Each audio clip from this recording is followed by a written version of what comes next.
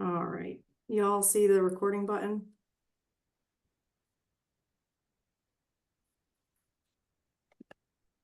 Okay, great. All right, hello, my name is Jenna Gersner. I'm here to welcome you to our webinar today on addressing cancer in the fire service, insights and applications of the total worker health approach. This webinar is co-sponsored by the Carolina Center for Healthy Work Design and Worker Wellbeing and the North Carolina Occupational Safety and Health Education and Research Center, which I will call NC OSHRC. We have three excellent speakers today, and I'm excited to introduce them. We have Dr. Eric Ryan, who's a professor in the Department of Exercise and Sports Science and the Associate Director of the Motion Science Institute at UNC Chapel Hill. We have Chief Wilder, who is the Battalion Chief of the City of Raleigh Fire Department in the Health and Safety Compliance Division. And we have Dr. Aaron Kovitz, who is the John K. and Judy H. Schultz Endowed Chair for Cancer Research and inaugural Chief Health Equity Officer at the University of Miami. Both of our centers have missions. The mission of the Carolina Center is to generate new knowledge, improve worker health, safety, and well-being in North Carolina, the Southeast region, and the nation. We have a special focus on essential workers and the impact of working conditions on health outcomes. The mission of NC OSHRC is to provide high-quality education and research training in occupational health and safety sciences to protect and promote worker health. Both centers are based at the University of North Carolina's Gilling School of Public Health. Next. We're proud to be one of 10 centers of excellence in total worker health across the USA and the only center in the Southeast. All centers have amazing resources, so if you like what you hear today, or if anything resonates with you, I encourage you to explore those further. Next.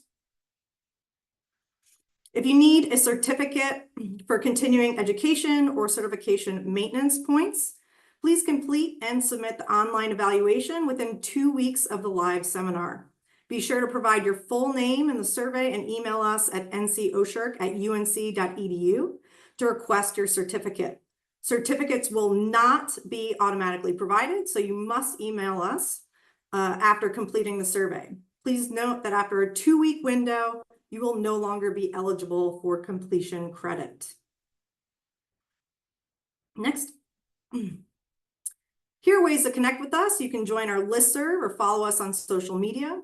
The presentation slides, evaluation survey, and webinar will be available at both the Carolina Center and NC OSHRC websites, and we'll try to pop those links in the chat so you can bookmark those for future reference.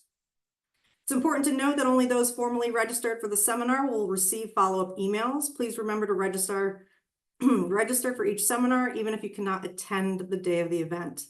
Please complete the short eval survey at the end of today's webinar. Next. Here's our QR code for that post-webinar evaluation, and we'll also try to provide that link in the chat. It should take about 30 seconds, and your feedback helps us improve the series and offer topics of importance to you. Next. Now I'd like to introduce our first speaker, Dr. Eric Ryan. For over a decade, Dr. Ryan has led efforts to improve health, reduce injuries, and enhance occupational performance in first responders.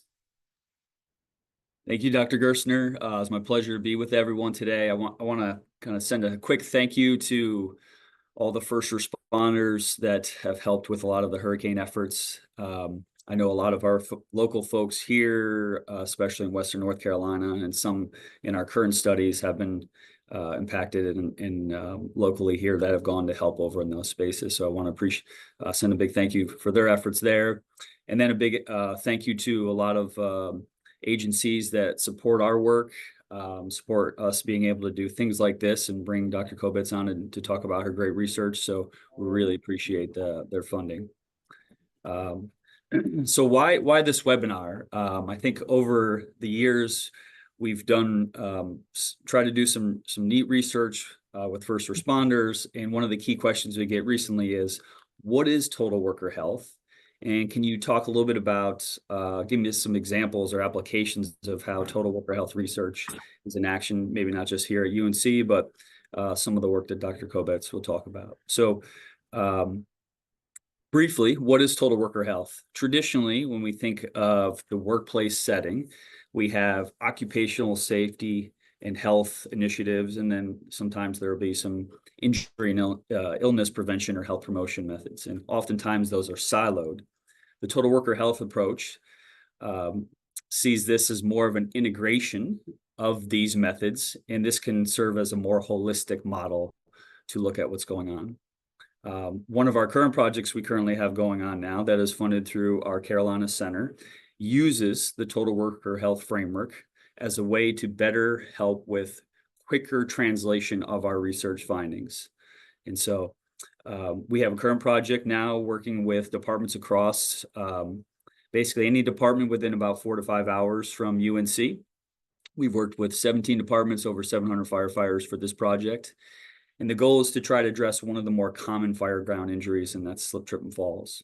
So with this project, we hope to identify and characterize what are some of those slip, trip, fall events, use the total worker health framework to help us identify what are some of these occupational health safety issues and what are some of these more health promotion, injury prevention issues that we can capture, which allows us to have a better idea of what could lead to more feasible mitigation strategies.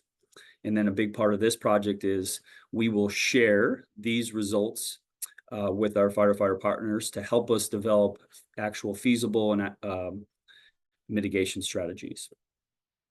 A lot of times when we go to departments over the years and talking with some of our regional national partners, I always ask the question, what are your biggest needs? And one of the things that always comes up is cancer. And that was one of the key motivations for this webinar today.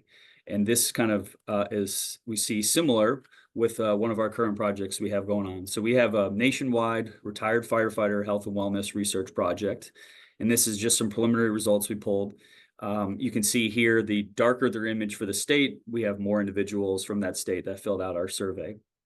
We have the study website here. If you have some folks that are interested, feel free to share this with folks. But what we found is, for one of the questions that we asked is, what do you see is the biggest health-related concern for retired firefighters? And it's very clear from this word cloud where when we look at all of these responses, cancer is the most frequent and common one that is reported across a lot of these retired firefighters. So I think this emphasizes this is a need, is a high concern. I'm excited to have Chief Wilder talk a little bit about his personal experiences and hear the wonderful work that Dr. Kobetz is using in some of their application with the total worker health. All right, next up, we have Chief Wilder. He's committed to uncovering occupational health risks of cancer in the fire service, creating safer environments to ensure well-being and longevity of firefighters, both during and after their careers.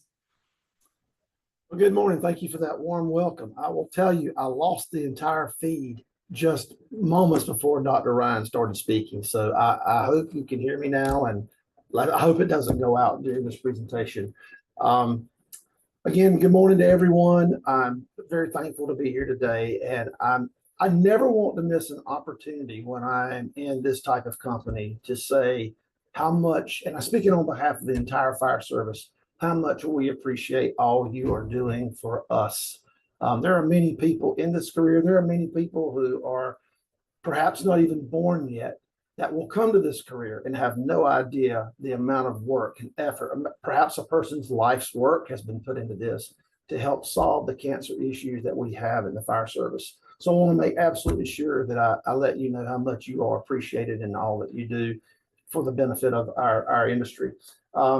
If you're a firefighter and you're tuning in today, you have cause to be concerned about cancer. Big news came out in May 10th of 2017 when the CDC announced that a firefighter had a 9% increased risk of death and a 14% increased risk, of diagnosis and a 14% increased risk of death. And I think they named off about 11 or 12 different cancers. Yes, we have cause to be concerned. My first exposure to that was in 2004 when I was in Boston attending the IFF convention, and a flyer was passed out that said, "Don't be like me." And it was a photo of apparently a well-respected firefighter in Boston who was saying he had been diagnosed with cancer. That was my first exposure. Of course, that was 20 years ago. And over time, I began to hear of other cases of cancer. And big departments started posting. So with the advent of social media, you were able to follow these departments and get more information once social media became a thing, right? So now the CDC has validated this issue, but ultimately we lack the ability in the fire service to figure this out on our own. We can't do this on our own. And so it's so important to have you all involved with this and supporting us. Next slide, please. My personal experience is I've been with the department 38 years now. Since 2013, we have had 12 firefighters in my department pass away. 5 of those were active duty. Only 3 received the state's benefit because at that time that the other 2 passed away, the state had not passed those measures to provide any type of line of duty of death compensation. I have a son who is, matter of fact, he'll be promoted to lieutenant here in a couple of days. So when I'm going to retire January 1st, and I'm going to leave him behind. This is my last opportunity to do something in my own department to have an effect on my son and many, many other people that I love here. I spend a lot of my time off at no cost, willing to travel just about anywhere to give a presentation to departments as well as their county associations, et cetera. What's interesting that they find out when I show them the data is that we train really hard on a lot of things that you might say involve more heroic measures, but those are not the things that are killing us. What's killing us, number one, is cancer. The IFF says that we have a 73.19% death rate, rounded up to about 75 is what you hear most people say. That's what's killing us, number one. Number two is cardiac, heart disease, stress-related issues, but that's specifically for only on-duty, active duty firefighters. I want to continue when I retire to do as much advocacy work as I can. I'm willing to do just about anything to reach out and give this presentation to people if anyone was interested in contacting me about that. I want to put this information in as many hands as possible. We're not going to buy our way out of this problem. We're not going to stop having fires. We're certainly not going to get rid of the hazardous chemicals that are in products of combustion. But what we have to do is we have to learn to work smarter. Next slide, please. So our issue now is in mitigating this risk. Again, we're not going to be able to eliminate it, but what we want to do is to try to eliminate it, but at the very least, let's reduce that risk as much as possible. And I'm often asked, well, we're a small department. We don't have a lot of money. Our budget's very small. What can we do? Okay, right there, that's the first problem we have, is that so many people become apathetic toward this issue because they say, well, we don't have money. We don't have support. It's always, I don't have. Yes, you do. There are many things that you can do that are free. It's as simple as a policy or procedure change. We've got to learn to work smarter. Again, we're not going to dump enough money into this to buy our way out of it. We've got to learn how to work within the environment that we have now and how to reduce that risk by working smarter. North Carolina laws have been very gracious to us. I think there's still a little more work to do, but we have been very fortunate that our legislature has provided some presumptive cancer risk as far as the diagnosis goes. And also we now have 6 cancers that are considered line of duty cancers. Yes, there's more work to do there, but just 4 years, not quite 4 years ago, we had nothing. We were one of the last states in the United States to get presumptive coverage, and perhaps we may have even been the last. I think South Carolina may have gotten it right before us, and we may have been the last. But of course, more dedicated funding is needed, not just to the presumptive coverage to help these families out, but also to the research. We've got to figure out what's causing this. I think it's pretty obvious, what's causing it, but how are firefighters being exposed in such a way that they're getting such large exposures? Or perhaps it's small insults that occur so regularly that they have an accumulative effect. And the last thing I want to mention here is the National Firefighter for Cancer Registry is something that we all asked for. We, in every professional organization, we asked for years for some type of registry where people could register in order to be tracked, either healthy or with a diagnosis. Anyway, we now have the National Firefighter for Cancer Registry. But as recent as 3 months ago, I think I was speaking to someone there. They only had like 9,000 firefighters registered.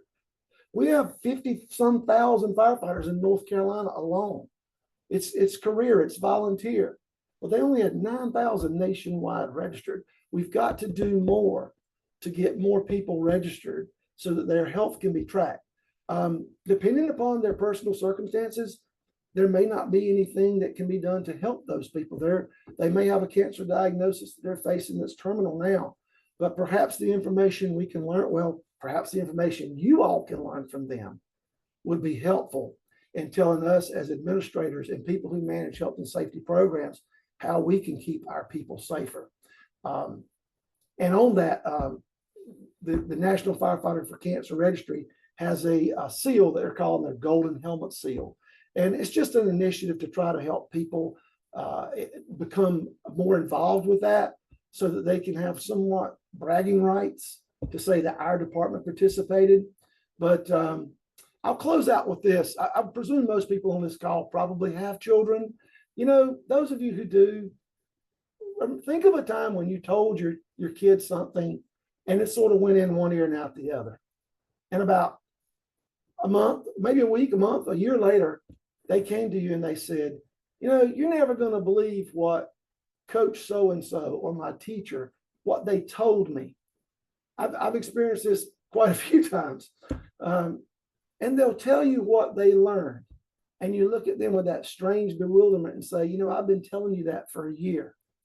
The message that we have as, again, administrators and health and safety advocates sometimes doesn't resonate with our own people because we're in the same house.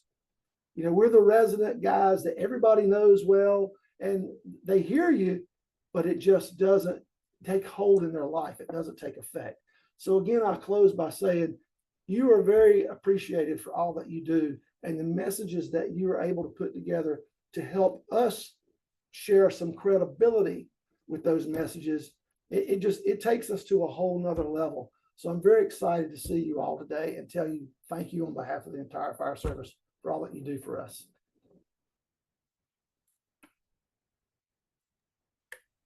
Thanks, Chief. We really appreciate you and all your efforts as well.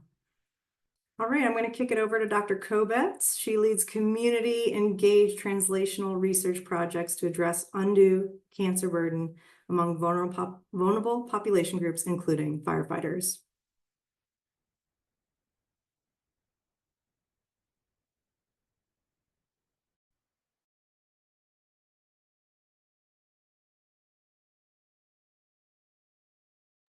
Good morning, everybody.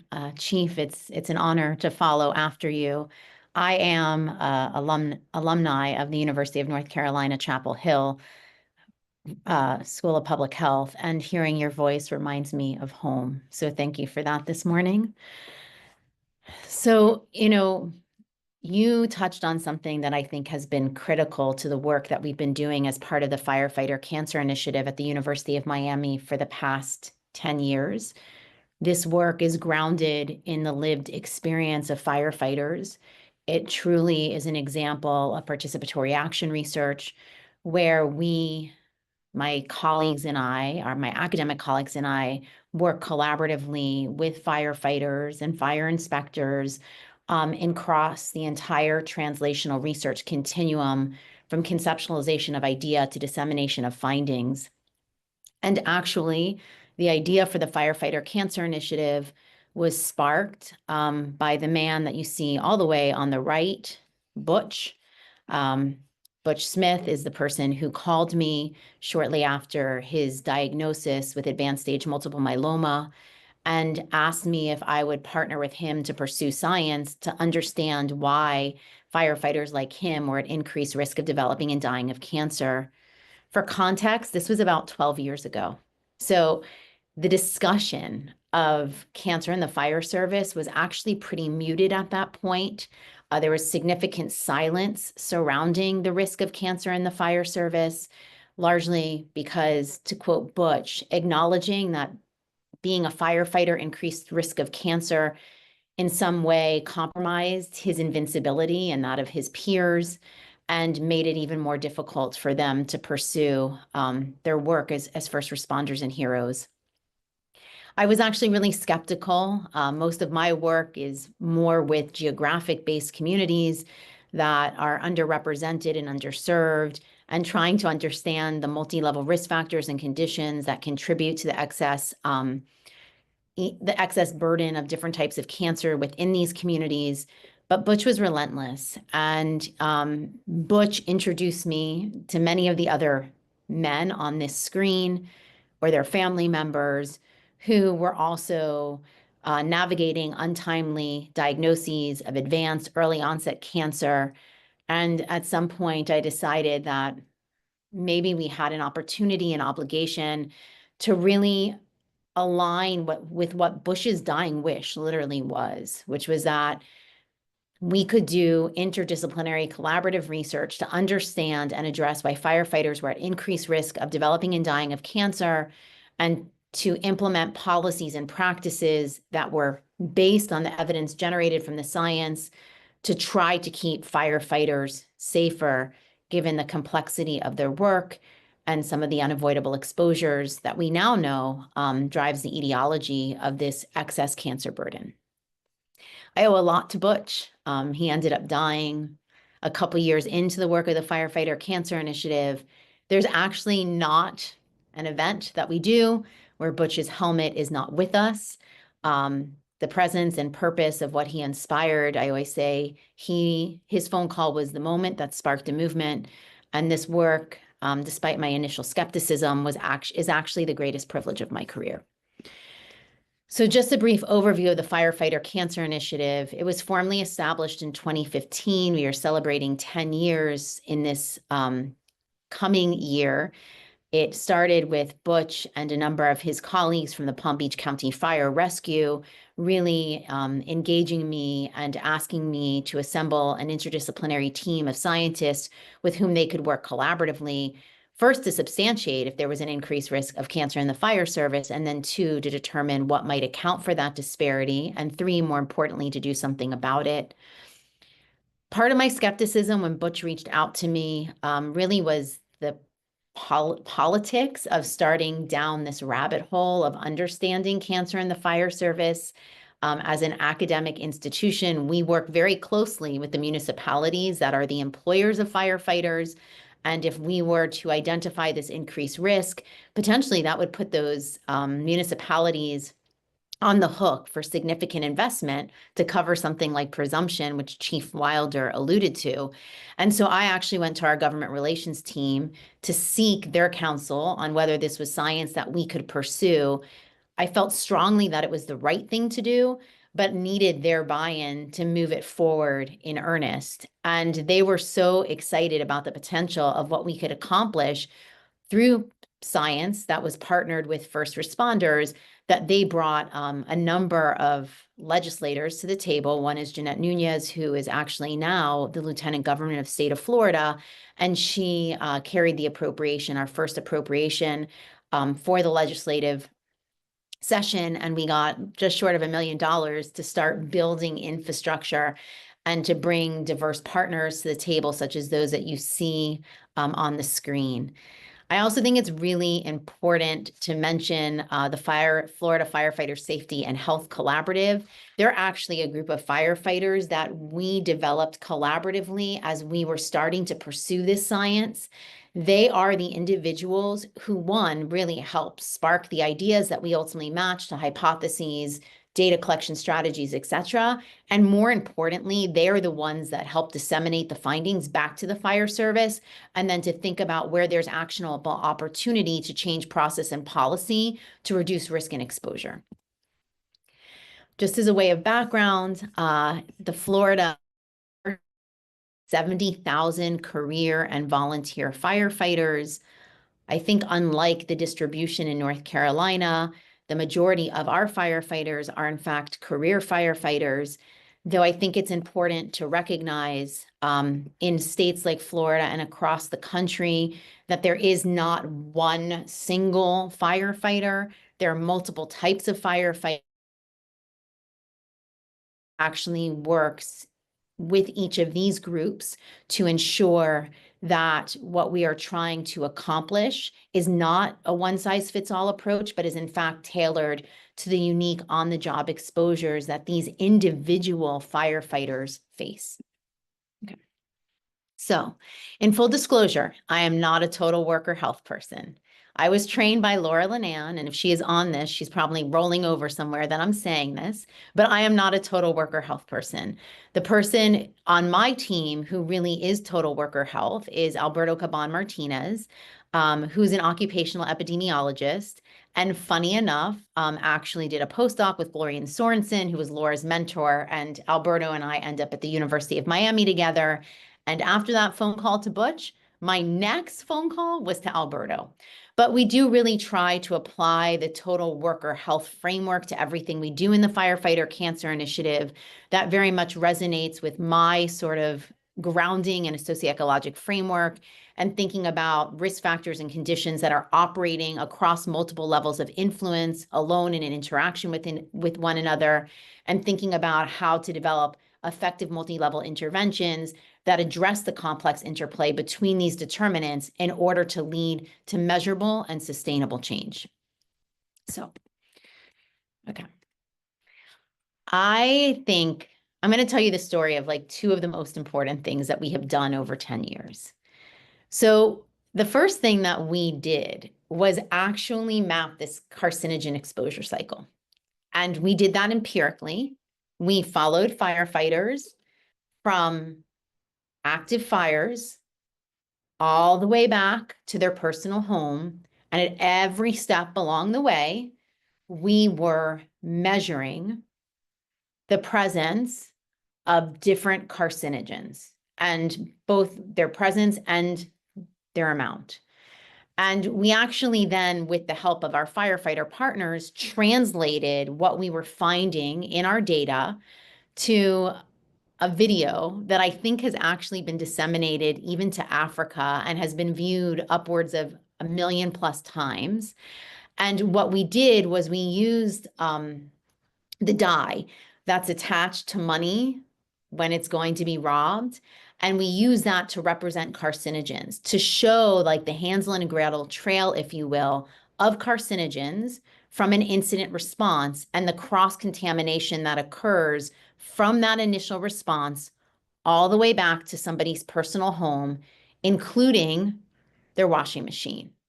And that became a real call to action within the fire service to recognize that there were processes and policies that needed to change to both protect the worker and to change the workflow and work arrangement. So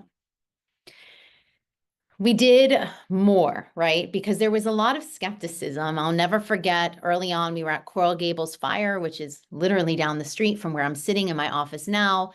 And we were talking about, we had shown the video and we were talking about the cross-contamination that occurs post-fire. And a very high-ranking official within that department, sort of stood up, smacked his hand across the wall so we could see the soot on it, and, told us that we were wasting his and his brother and sister's time because what we were trying to examine was so integral to the process of being firefighters that we were like basically compromising or asking firefighters to compromise their workplace identity. So we decided to collect more data, and we use these chromosorbed badges. They were placed at various fire stations across South Florida, and we exposed them to ambient air for 24 hours and 72 hours. And what we were able to show was that within, sorry, I didn't know about any of this, within the fire station itself, that there were some changes that could be made to reduce exposure to off-gassing that was occurring because of the vehicles. And this led to a number of changes. So both that like contamination exposure and the data that we are collecting in fire departments itself led to a number of changes across South Florida. So one, there's the clean cab truck, right? So there was this recognition that when firefighters would wear their turnout gear post live incident into the cab of the truck, that they were shedding carcinogens and soot from that live incident. And so the first thing was an awareness that we need to take off this turnout gear before we get back into the cab. And we need to find a place to store their turnout gear that's not in the cab, because otherwise we are creating this cycle of exposure and re-exposure to the carcinogens that occur at a fire. And, you know, from a cancer perspective, it's not a one-time, it's a multiple exposure that drives risk. And so there was an opportunity to sort of reduce risk by changing that behavior, taking off the turnout gear at the fire and creating new trucks that would allow that turnout gear to be stored separately from the cab. Here you see actually the middle picture is Coral Gables Fire Department. That's the new beautiful fire department. I mentioned the skepticism that we faced early on with one of the chiefs at that department. Well, the data that we collected from those pads in the departments actually started to raise a lot of anxiety within the firefighters who comprise the department. And when there was a decision to renovate their department, they actually worked with us to think about how to reduce exposure to off-gassing and other particulate matter that we knew was occurring in the fire station, given that exposure contamination cycle. And so you only see the front, but the back has open bays as well. Here you see an old picture on the right of the fire department where the turnout gear is housed literally next to the fire truck. That's now been moved into a separate section, because what we were doing was showing that exposure was not only happening at the live incident, that it was happening in various other places throughout the workday, and that there was an opportunity to minimize exposure by changing certain attributes of the organizational environment to make it more healthy. Then there were other things that started to happen. So, you know, not only was it important to take off that turnout gear before you got in the cab, but there were then new policies and processes that were actually developed by firefighter leadership across the state of Florida with us at the table, things like shower in an hour. So firefighters would go from live incident back to their department. They would take themselves off duty so that they could shower and decontaminate before going back on duty to reduce the continued exposure to carcinogens that would sit on their skin, including in areas such as their face, where there was coverage, but maybe not entirely sufficient given the severity of the different incidents that they were responding to. We also came up with standard operating policies and field guides for decontamination of equipments. You see that here in the left and middle pictures. The standard operating protocols were actually written collaboratively with the collaborative that I mentioned. We figured out how to operationalize the science. They figured out how to apply that to the firefighting context. And then we did training all across the state of Florida. It's now mandatory training as part of the firefighter colleges. So you're focusing on the individuals and you're changing policy at the departmental level, making this standard practice everywhere in the state of Florida. And then on top of that, we worked with the state fire marshal's office to develop and distribute over 4,000 low-cost reproducible decontamination kits, which you see here on the right. These are these green buckets. There's one on every ladder truck in the state of Florida. There are field operating guides that go with those buckets, and those buckets provide the equipment and materials necessary to accomplish the decontamination that then became standard practice as a function of our research. So again, really thinking from a total worker health perspective, how do you change policy and process? How do you change the workplace environment? And how do you change personal behavior? And I think that this was a beautiful example of how we were doing all of these things simultaneously using interdisciplinary participatory research to drive discovery that ultimately led to the delivery of interventions that could be applied on multiple levels of influence. Okay. The other thing that I think is really interesting is, we would have firefighters tell us, we have no way to track exposures. And we want to have information about the different live incidents to which we go and what we're exposed to. So at some point, we might be able to go back to that data and understand where there was an opportunity to make organizational changes to keep ourselves healthier. And even if it's not for us, perhaps it's for the future. And so we developed this collaboratively, actually with firefighters and a colleague of mine in the Department of Communications or the School of Communications at the University of Miami. You see a picture of it here on the screen. There's lots of information that they're entering, including the protective equipment that they're wearing at the incident. They also help clarify what type of response it is, features of the response. And one of the things that we actually identified through the data that was being collected by this personal exposure app was that when firefighters from the same department went to an emergency call, that firefighters in the warm zone were wearing protective breathing apparatus and usually their turnout gear.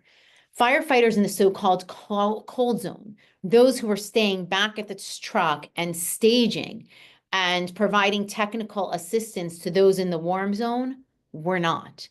And we started to see certain trends within the exposure reporting app that made us think that that practice was in fact potentially not safe, and that there might have been carcinogen and contaminant exposure occurring in the so-called cold zone, even though in the past it was thought that this was an area of relative safety and reduced risk of contamination. So we did a study with our colleagues in the departments of engineering and biochemistry and molecular biology. And what we actually found was that in the cold zone, that like firefighters also needed to use multi-gas detector use. And so this actually changed practice too in many departments across the state of Florida, where now firefighters who are on the scene responding to any incident are actually wearing additional protective equipment in order to reduce their risk of cancer. Again, this is changing the way that work is occurring to keep the firefighter safe. And at every level that we're changing work, we're doing directed education to the firefighters to understand the benefit of the organizational changes in order for cancer risk reduction. So the second thing that I think that we did that was really important and is not as sexy as some of the other science is we actually created a population-based registry to estimate cancer risk in the fire service. And this was one of the earliest things that we aimed to accomplish. We had the PI of the Florida Cancer Data System, Dr. David Lee, as part of our firefighter cancer team. As you likely know, incident cancer registries don't do a really wonderful job in terms of identifying employment or occupation, past or present, for individuals diagnosed with cancer. And this was really limiting our ability to identify firefighters within the Florida Cancer Data Registry with cancer and to compare their risk of cancer and cancer-related mortality to the general population. So we actually pushed hard to get a legislative amendment by which we could identify firefighters working with the state fire marshal. And this was really, really critical for us because unlike our cohort that similar to the National Firefighter Registry that firefighters self-select to participate in, this is actually population level data that is somewhat free from the same from the biases that often are introduced into more convenience sampling strategies. And actually, the data that we first generated on cancer incidents in the fire service in Florida actually became the basis for presumptive legislation, Chief Wilder.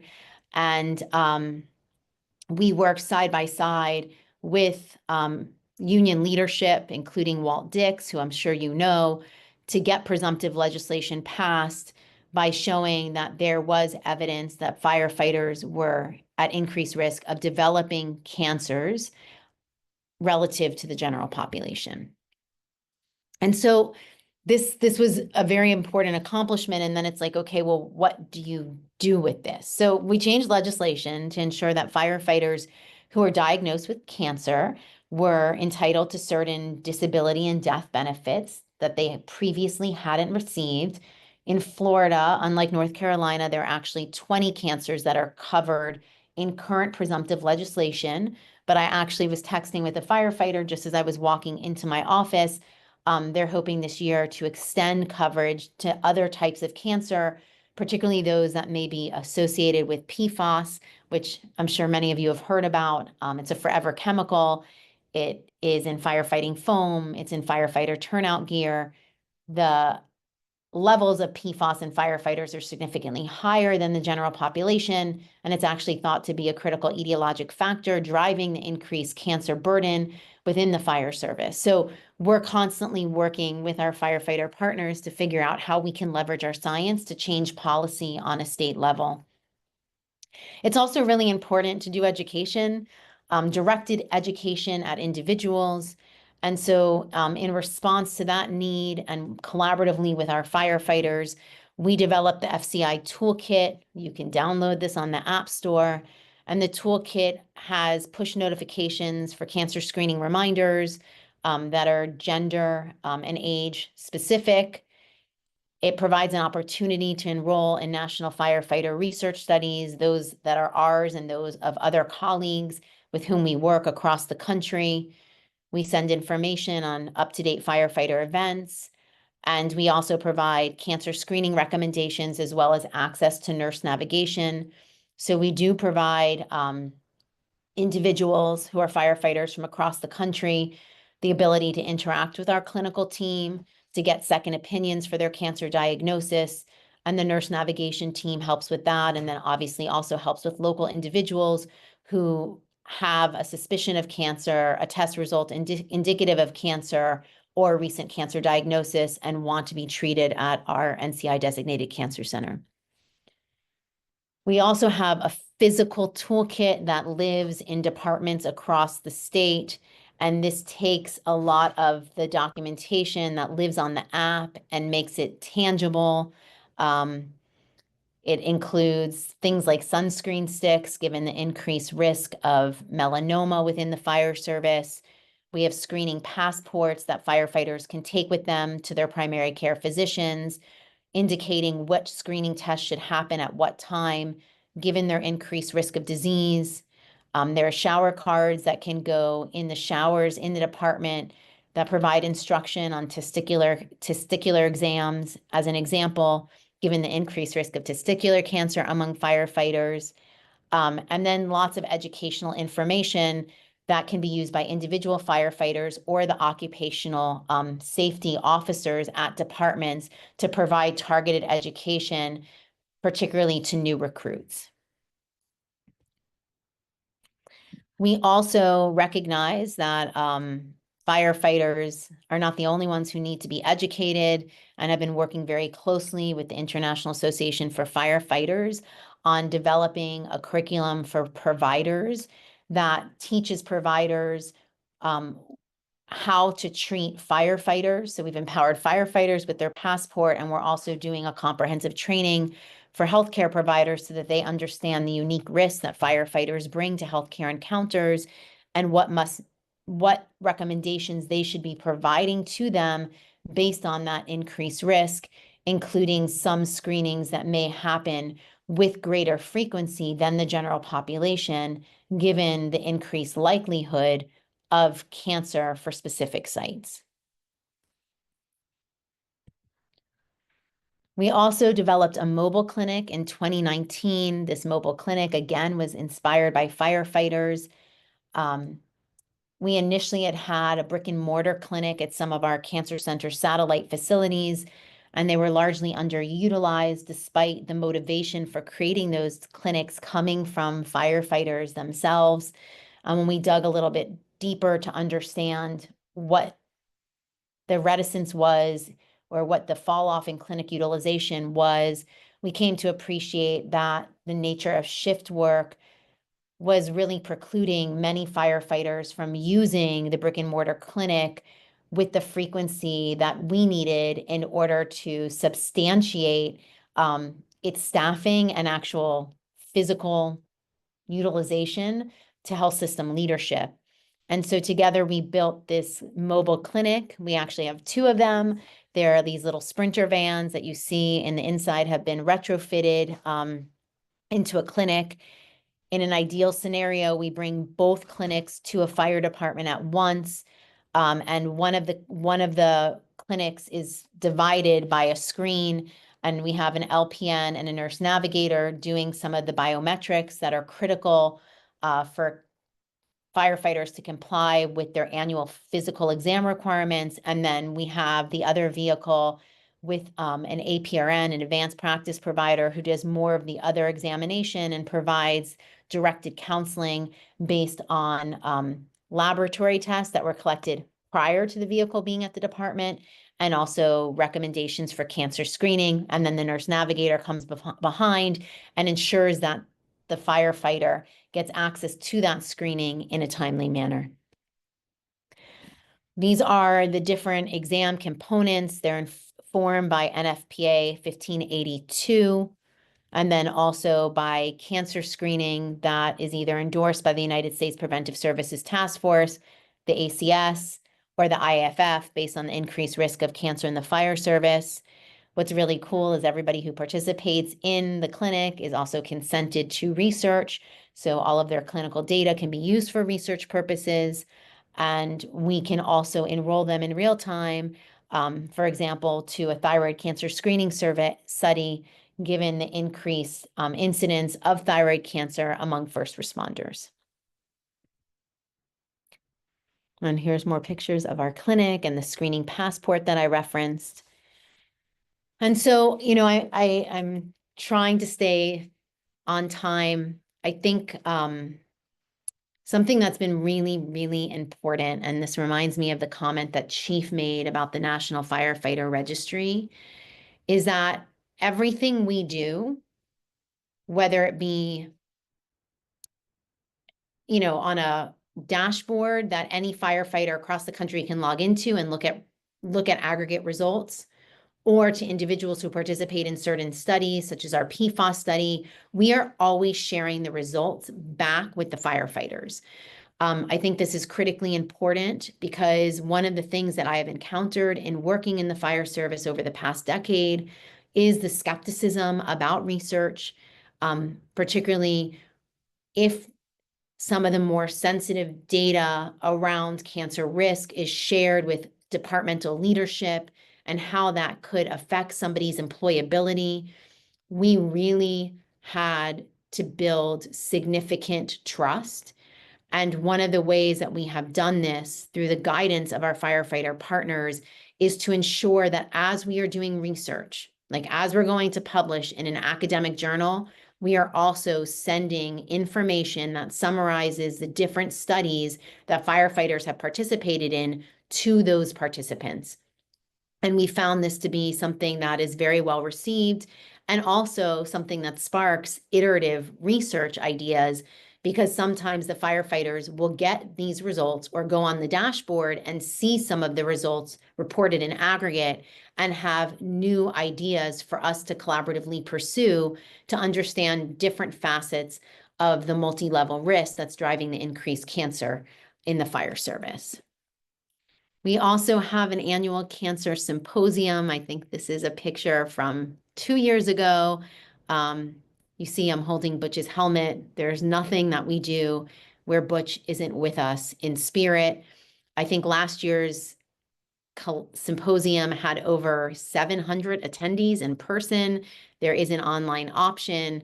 It's a really great venue for firefighters, for interdisciplinary scientists, for other advocates to come together and to really talk about the state of science and to pursue other emerging opportunities to generate new discovery that ultimately gets us closer to the goal of firefighters preventing as many cancers as we can within the fire service. One little last story before I move on. So the guy all the way in the left in blue, in all blue, the firefighter, not the one in the suit jacket, that's Alberto, the true total worker health person. The one in all blue, that's Chris Bader. His friend Polly, who was his engine driver for most of his career, was one of the people early in my slides who developed and died of cancer. And Chris got so motivated by the work that we were doing collaboratively in the FCI that he actually became an occupational safety and health officer for the Coral Springs Fire Department, changing the direction of his career and really being an advocate in the truest sense of the word for safer work environments for firefighters, and also being the individual who raises awareness with other fire department leadership to ensure that the workplace itself is as optimized as possible to allow the individual level interventions to achieve maximal impact. So we invite you all to come. It's a wonderful conference. Not that North Carolina weather is bad, but Miami weather in February is pretty special. And last but not least, Dr. Gerstner asked me to put this QR code up there so that you could see, do a post web evaluation. And with that, Gina, I turn it over to you. Thanks so much. We're going to move on to the Q&A portion. We've already got some rolling in. So I'll bounce these questions to y'all and we can try to address as many as possible. All right, so the first one looks a little bit rhetorical, but it seems like it's geared towards behavior change. Hello, from a wildland perspective, one thing we sometimes see with mutual aid with our fires that also involve structures, we might see the structural volunteer firefighters not wearing their SCBAs when they're fighting a fire from the outside or in the mop-up phase. This seems one way that would help stop exposures. When you have the equipment, why not wear it? I think that's a question for Chief Wilder. I'm sorry.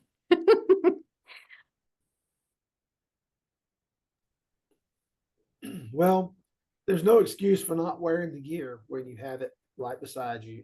Again, it's not always complacency. Sometimes people just get to moving really quickly and they just think they're only going to do some task for just a moment. And it turns out taking a little longer than they expected. A perfect example is how many times do you see a structure fire where smoke is banked down all around the structure, but the initial arriving officer does an initial 360 around the structure. Well, if you can smell it, it's getting into your lungs. And from personal experience doing it, and listen, I take my lumps over the head for things that I did not promote safety the way I try to promote it now. But if you are doing that and you have that SCBA hanging by your side, who does an SCBA with their air pack on? Excuse me, who does a 360 with their SCBA on? I don't think anybody does, but is that something we should be doing? Absolutely, because it is another exposure. And I'll sum it up with this. All these small exposures that we as firefighters are receiving, there's no immediate consequence for that. And because there's no immediate consequence for that, we go about our daily lives and we think nothing happened. We're fine. But over time is perhaps those small insults having an accumulative effect. So again, I wouldn't defend that. I make no excuses for it. If you have it, yes, you should be wearing it.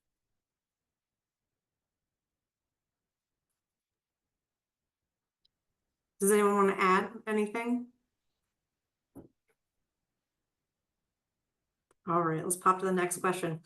What are your thoughts on either one test or gallery tests that test for multiple cancers? So are we talking about things like the tests from Grail? Mhm, I'm I think assuming so. so. So I think that they may have their place, but what I have found, and I'm speaking very honestly, and maybe the chief can back me up here. Once cancer became an issue in the fire service, and once firefighters were appropriately worried about their increased risk of developing and dying of cancers, I believe that firefighters became sort of even more vulnerable because there have been a lot of external entities that try to market different technologies and solutions to firefighters, which are not entirely evidence-based. So as an example, cancer sniffing dogs, right? Like I can't tell you how many fire departments in Florida would call me and say, Doc, we're going to get a dog. And I'd be like, that's great. What kind? And they'd be a cancer sniffing dog. And I would have to tell them that there was not any real evidence, short of one or two articles, that suggested that these cancer sniffing dogs were going to make a real difference in reducing the burden of disease within the fire service. I think with the Grail test, the same is true. So I've seen it play out in the fire departments that are literally in my own backyard, where you get somebody in sales who shows up and talks to either departmental or union leadership about this test that is actually presented as this great panacea, and it's not actually testing or screening for cancer, right? It's screening for mutations that may be associated with cancer, a number of which are still not actionable. So I don't think there's anything wrong with the test, but I think there needs to be appropriate understanding of what the test can do and the benefit of that test relative to evidence-based cancer screening that we know is associated with decreased incidence for something like cervical cancer or colon cancer and mortality. I would agree with you daily, well, weekly. I receive emails, phone calls from salespeople trying to sell the next greatest test that they have. And to be honest with you, we only have so much money to go around. We can only afford to do so many things. And these things are not cheap. Currently, what we're doing is we're doing an extensive blood panel with each firefighter's annual physical, which also includes the thyroid stimulating hormone test, as well as a CA 125 test for our female firefighters. Actually, this month makes 52 months that I've been pursuing this. And we hope that in December, we're going to go live with sonography screenings. We're modeling this after Jacksonville Fire Rescue, who have been doing these for many years. We're in partnership with Siemens Corporation, as well as coincidentally UNC Healthcare. Our goal here is to provide a non-invasive, non-nuclear diagnostic screening, where we can look at the organs and the void spaces in the abdominal thoracic cavities, as well as scan the carotids. As a side note, I will tell you, I had one of these scans done November of last year.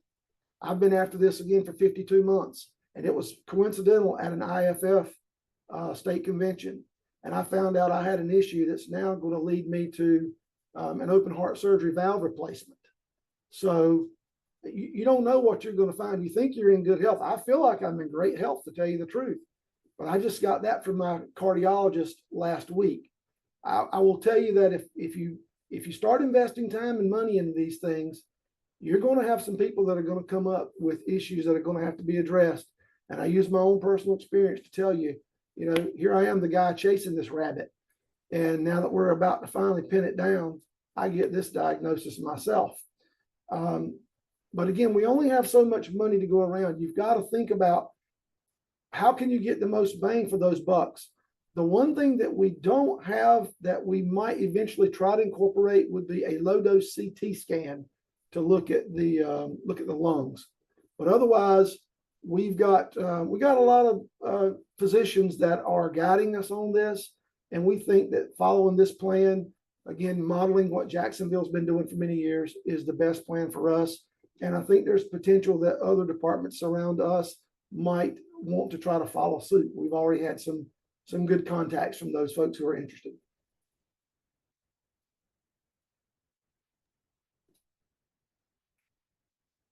All right, next question. Is there a way I can get more information on the mobile clinic? Yes, you can email me. I'm Erin Kobetz, or you can Google the Firefighter Cancer Initiative, and contact for the mobile clinic will come up. But you can email me and I'm happy to make the appropriate connection, depending on what like who you are, what you want to know, and how we can best guide you. And I can pop those as well in the chat. Do you want me to share your email with Sure. everyone? Is that the best way? Yeah, I think that's probably the easiest way. Okay, I'll pop those in the chat. Could a department use a personal exposure app that you created and have the ability to pull the data specifically, or just like Anyone local can use it. departments? Anyone can use Anyone it. can use it. How do they go about using it? It's on the Apple Store or it's on the App Store. Like I think I know the App Store because I'm an Apple user, but I think there's a counterpart for people who use other Android phones. It's on those stores. All you have to do is put in personal exposure reporting app, and I can actually share, Jenna, maybe the best thing for me to do is to like send you information on who to contact for each of these things, and you can send it out to the different participants on the call instead of just sending my email. But my email is also fine. I will help you. If you email me, I will respond. Okay. But I can send like a list of the various contacts for these different initiatives. But the personal exposure reporting app is completely available to anyone who wants to use it, as is the toolkit that's available on the app or the Android version of an app. The IAFF also has like looks like they have a nice little printout about it. You do. We Okay, work I'll together share on that. developing that actually. Oh, did that go away? Let me see if I can answer that. Okay, I'll work on getting that. Our local fire departments are almost. What's up? I can send you information. I will email you and Dr. Ryan some information, and you can share it. Cool. Our local fire departments are almost all volunteer except chiefs. I'm in Michigan, which doesn't mandate NFPA. Advice on what they should be doing, please. Say that one more time. I'm in Michigan and what? Which doesn't mandate NFPA. Advice on what they should be doing, please. Well, From like a Oh, person? Minnesota. I'm sorry. No, Michigan is MI. Yeah. Okay, Michigan. Okay, so my best advice is for you, and again, I will send this so that we can send it to all attendees, but those passports that I showed that you can take to a physician to get all of the different screening tests, both for cancer and also just for broader physical health. I mean, our vehicle, even though it's a cancer initiative, Chief, we're doing, we're also doing like full cardiac workup, stress tests, all of the things that need to happen to think about health from a holistic perspective as well. So those little screening sheets are extraordinarily helpful in terms of having a personal guide that you can take to your individual primary care physician to say, this is what I want to get done given my occupation as a firefighter. I'd like to follow up by saying that the first thing these paid chiefs or whomever can do is get involved. Stop sitting back and letting people feed you the information. Get involved. You'll learn more. You'll learn a much greater depth of knowledge if you personally get involved. There are lots of states and places that don't mandate NFPA standards, but it is the standard that would be used if in the event there were something that were to occur and it were applicable, and if not followed, or if followed, it could have changed the outcome. But my first advice would be to get involved. And again, I understand from the volunteer perspective as well. I also volunteer in a very rural community with a small budget. You don't have to start out trying to figure out how to spend a lot of money. Start out with the small things. And Dr. Kovitz hit on quite a few of those, such as policies and procedures, discussions, talking about changing your behaviors. When the leaders change their behaviors, the people will follow suit behind them. And then, of course, she showed examples of gross decon on scene and not taking this stuff home to your family or back to the fire station. Already a good amount of information she presented here today. Much of that is in practice, but you would be amazed at how many people say, well, I've never heard that before. But then again, if they were to go ahead and get involved, then they perhaps would already have known some of this stuff. But please feel free to reach out to me. I'll help you get involved.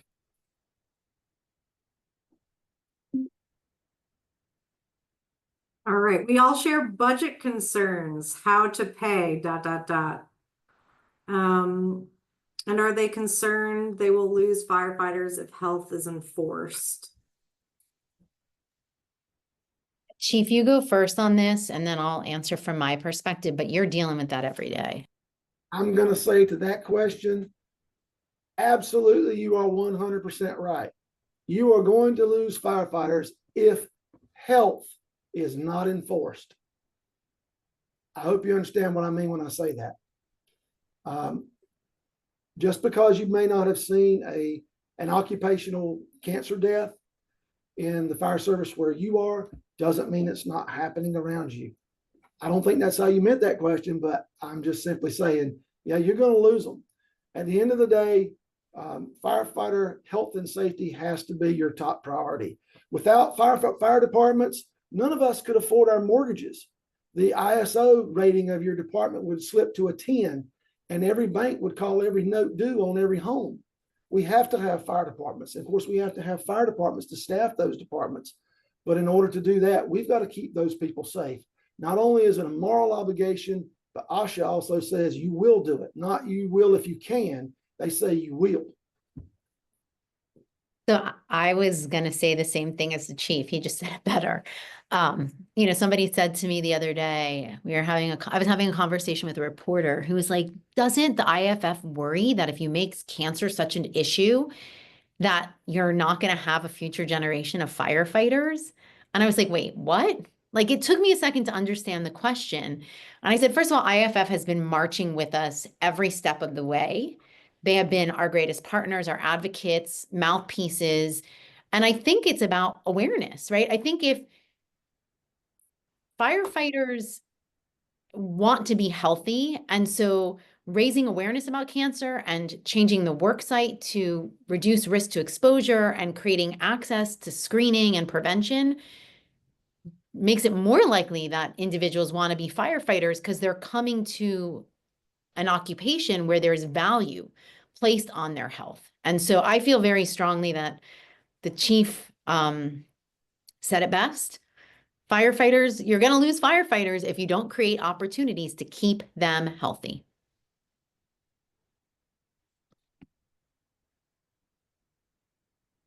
All right, we have a follow-up on Michigan. Michigan just started requiring a pre-placement PX. Isn't the fire department supposed to pay for the exam rather than the employee?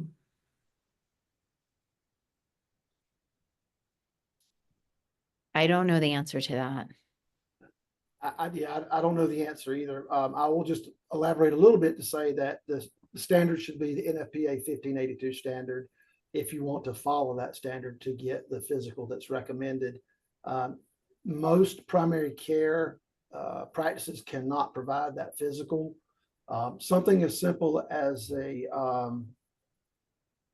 blood work, they may not be doing the correct blood panels. And then, of course, there's spirometry testing.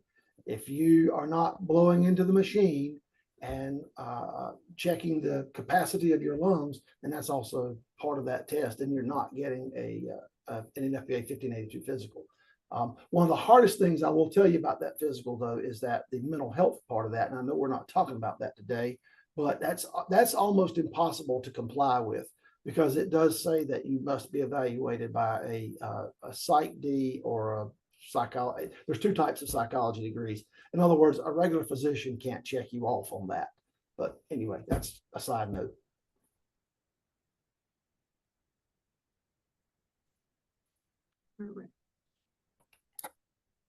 May want to mention the Lavender report for recommendations that departments can follow. This applies to all members of the fire service. Okay, I'll jump on that one. I believe it was 2018, the National Volunteer Fire Council created a subcommittee, and they produced what was called the Lavender Report. I believe there are 11 initiatives, and some of those were also in Dr. Kovitz's presentation. If you Google it online, you'll find it. It would be a good place to start if you are a chief officer, and I see a chief officer recommended that. Thank you, Chief Staples. If you are a chief officer, it would be a good place to start with your personnel to try to change that personal behavior, as Dr. Kovitz mentioned. But it also will give you some things that you can do that cost nothing. They're free. That's a good place to start for free stuff.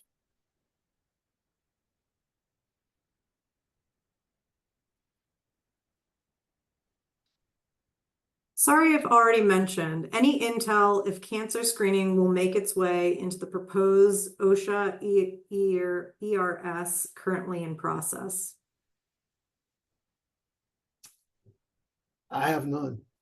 I have no idea, but I will follow up on that.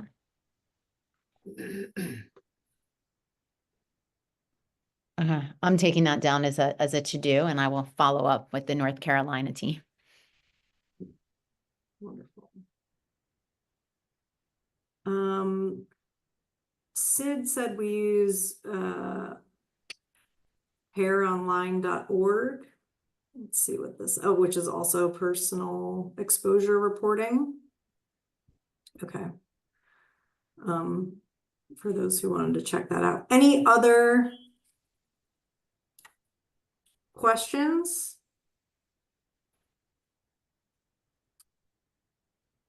Woodrow said he sent someone an email, I'm not sure who, but that might be to you, Dr. Kovitz. Okay. Any other questions before we release you? Okay, Marcia. All right.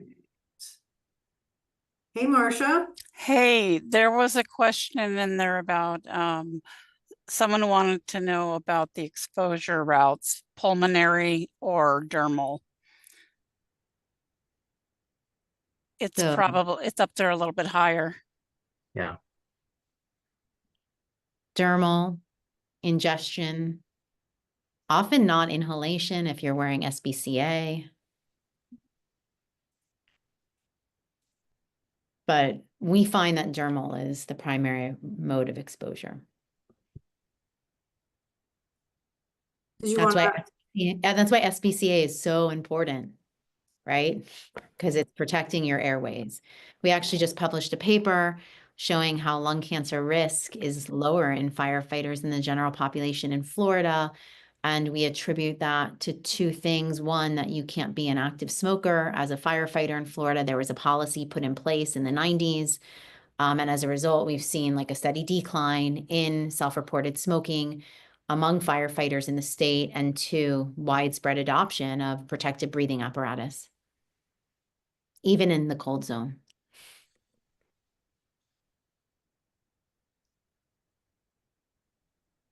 Marcia, did that answer? Did you want to expand your question?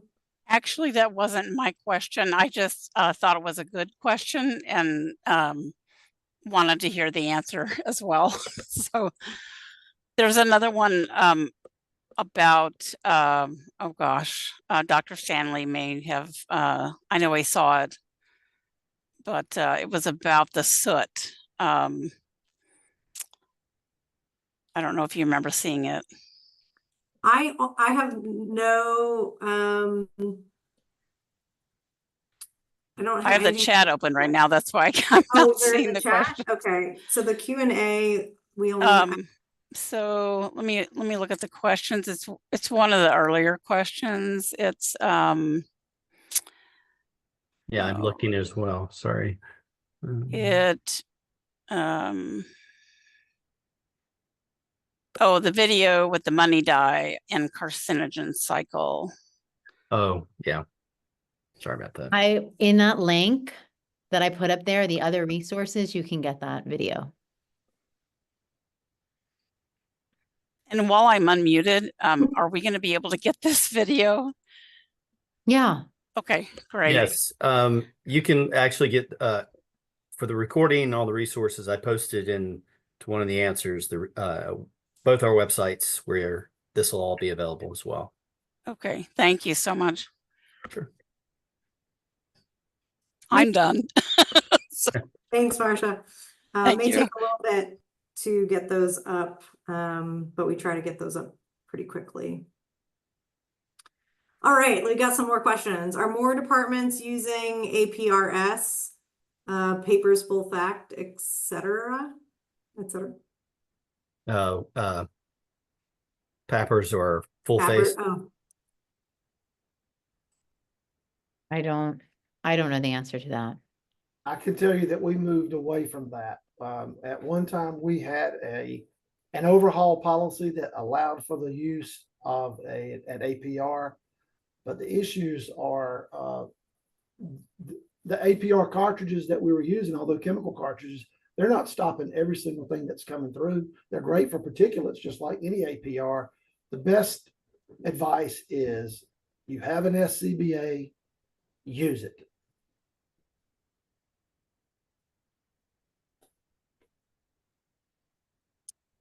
I'm a nurse with the local health system. I sit on a township board. I have been trying to get our fire department to take health more seriously. They have been resistant, however. Michigan OSHA, MIOSHA, just did an audit and they had respiratory clearance for SCBA as part of their remediation. They still won't do any further exams. Any advice?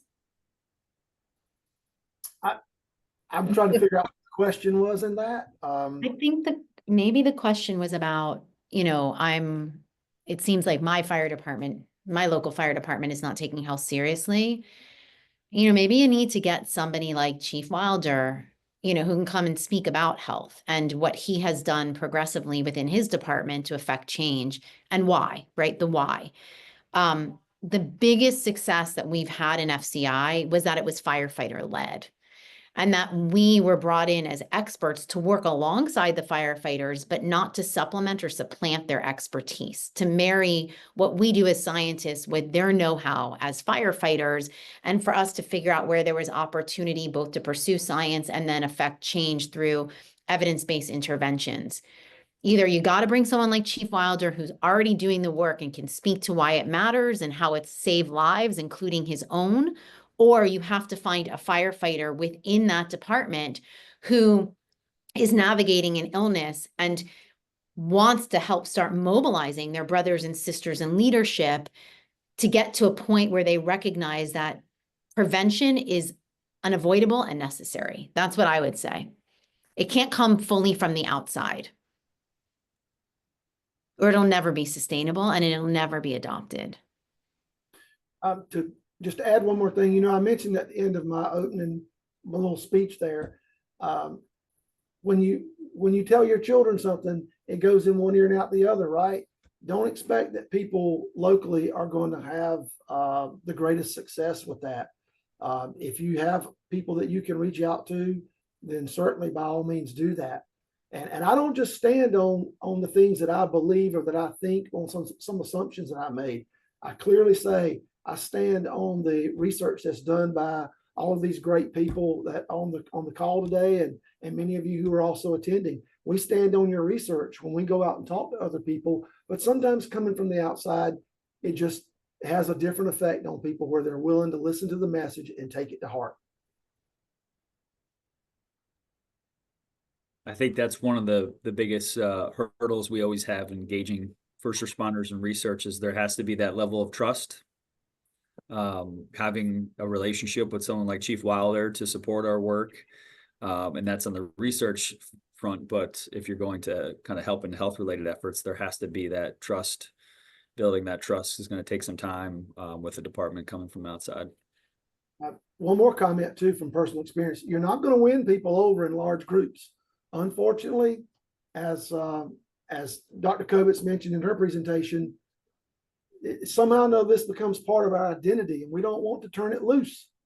But you're going to have to win people over in many cases, one at a time. And in order to do that, I'll tell them very clearly, you bring your information, you bring your data, because I'm bringing academia with me.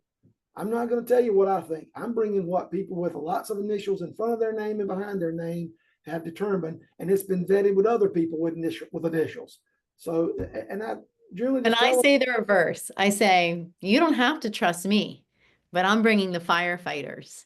And, you know, I mean, really. And I actually just got a text from a colleague of mine, Bert Quintella, who's on the call, who works for Miami-Dade Fire Rescue, which is arguably like one of our closest collaborators or one of the largest fire departments in all of the state of Florida, was actually, as I was texting with the union president of Local 1403, Billy McAllister, who also came from UNC in health policy and management. And the two of us are a dangerous combination when we're put in a room together. But it's about partnership, right? Like there's power through partnership. And I think participatory research, which necessitates that firefighters who are doing this work day in, day out, who understand the challenges, the risks, the culture, have to be at the table with academics who want to study the risk of cancer in the fire service. When you divorce these two groups, you do not get to solutions that lead to measurable change.